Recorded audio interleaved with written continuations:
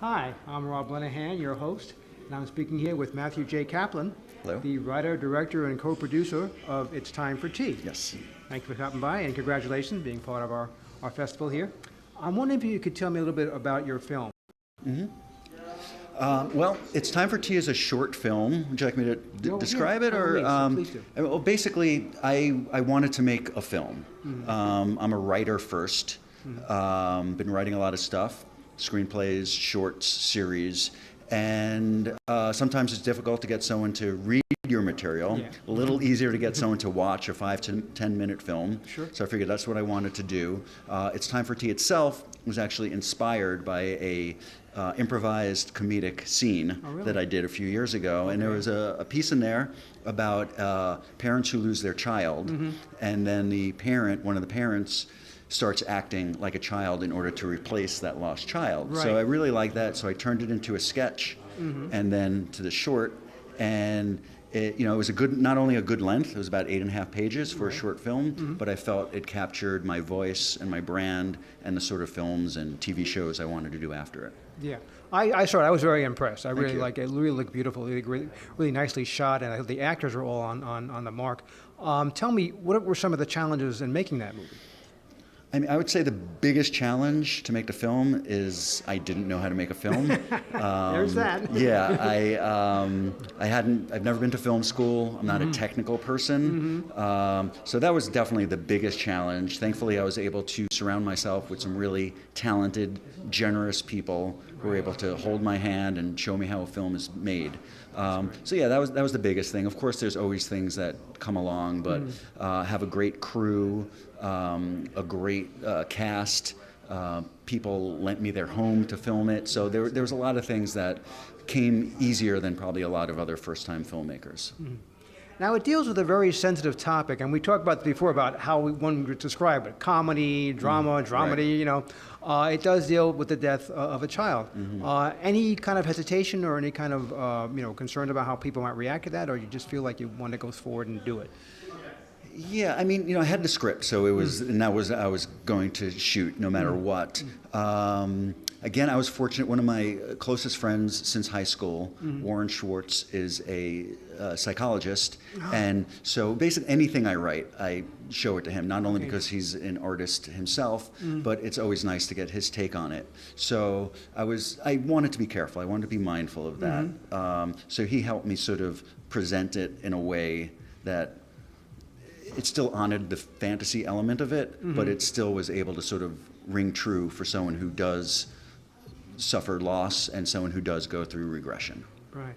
It seems like people sort of want to go back to their childhood, and so I think you think sort of touched upon that theme somewhat, I guess, huh? Yeah, I think to a degree we all kind of have that feeling. I think, there are days as adults things can get kind of heavy, and in childhood we don't have those responsibilities. But the other part of it is that I feel like it's very easy as we get older to lose touch with our inner child, lose that sort of just in the moment joy. Young children, they don't regret something they just did. They don't worry about what's coming up ahead. They don't worry about being judged if they're being silly or dancing or singing. So yeah, I think to a degree we all want to go back a little bit. Yeah. Because that came through, and I mean, it's very touching, it's very emotional. That's how I felt. I really felt like these are people who are suffering, but they're trying to find different ways of coping. I guess you have the husband and the wife sort of going in, at least initially, different directions. Yeah, she represses her pain. She's just someone who is not unlike many of us, who something really bad comes along, and perhaps the easiest thing to do is just let's move past it as quickly as possible. Let's get back to our lives. Let's get back to work, and not really addressing what's there, and that can build up and cause some problems. How is it to direct actors for the first time? How did that feel? It was actually really natural. I mean, two of the actors, June Naito, who plays Alan, and Patrick Devani, were my friends previously. There you go. Maya Rosewood and Mickey Ryan, I met when auditioning them. But not only was it important to me to find actors who were best suited, but people that I connected with. Sure. When you meet someone, whether it's someone you're acting with or just someone at the bodega. Right. You know, you have a connection with someone. So it was very important to me to find people that I felt connected with, not only artistically, just personally as well. That made it easier. Yeah, they seem to work very well as a team, and you really seem to come together. Yeah. Even like when I was looking at Mickey and Maya's audition tapes, I mean, pretty much as soon as I saw each one, I was like, they're the right ones. But I even like took the videos and I put them side by side and sort of put them together to see how they would play off each other, even though they weren't in.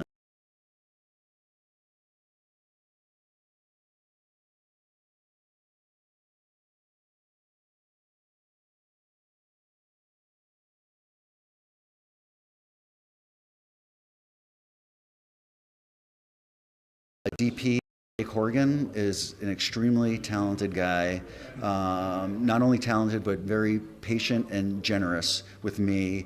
We met many times in pre-production just to go over, and we looked at the script together and like basically line by line, scene by scene, tracking the emotional journey, mostly of the character Rebecca, Right. because that's how I feel it's really more of her story. And so with that, you kind of planned out, all right, what colors are going on, what lighting is going on, what camera angles are we using, and then he brought in and the lighting was great, you know, the effects, and even like the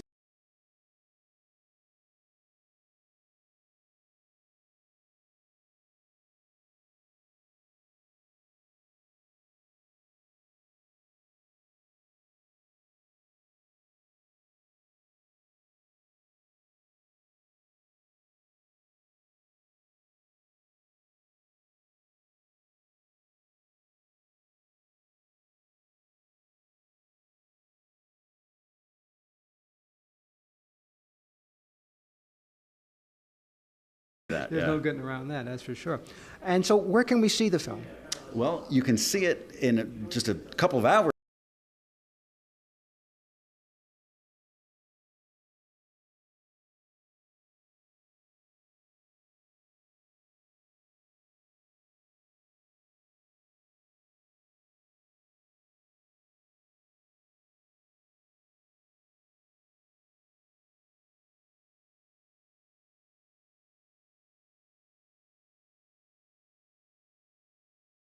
September 6th, somewhere around there, and then at the